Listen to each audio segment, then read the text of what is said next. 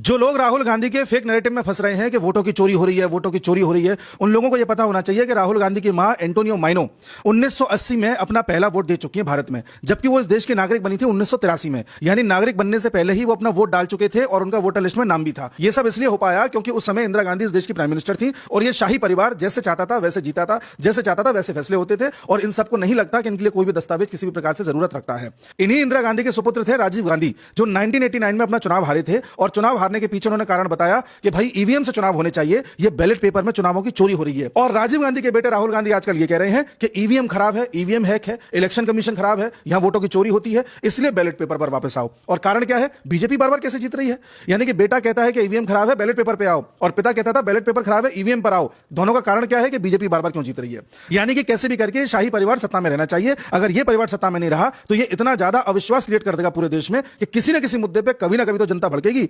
कभी रफाल का मुद्दा उठा दो कि चौकीदार चोर है, चौकीदार चोर है। बाद में उसके लिए राहुल गांधी को सुप्रीम कोर्ट से माफी भी मांगनी पड़ी थी कि हां मैंने ऐसा कहा, यह बात सही नहीं थी। उसी प्रकार से इन्होंने कहा कि ये मोदी सब चोर ही क्यों होते हैं। उसी प्रकार से इन्होंने अग्निवीर के मुद्दे पर झूठ बोला था कि एक सैनिक शहीद हो गया, उसको मुआवजा नहीं मिला, जबकि पता चला कि मुआवजा मिल चुका था। उसी प्रकार से राहुल गांधी ने एक झूठ और बोला था कि 2020 में चाइना गलवान में घुस आया है, भारत की जमीन पर कब्जा कर लिया है। इस बात को लेकर के जब उन पर केस हो गया तो अभी हाल फिलहाल में अदालत ने बोला था कि राहुल गांधी अगर आप सच्चे भारतीय होते तो ऐसे नहीं बोलते। और इसी लाइन पर चलते हुए राहुल गांधी ने पिछले साल लोकसभा चुनाव से पहले भी एक मुद्दा चलाया था कि ये संविधान बदल देंगे, आरक्षण हटा देंगे, और झूठी झूठी क्लिप्स चलवाई गई थी, एआई से बनी हुई क्लिप्स चलवाई गई थी। मतलब कैसे भी करके लोगों को किसी भी मुद्दे पर इतना भड़का दो कि लोग कैसे भी मोदी के खिलाफ भड़क जाएं।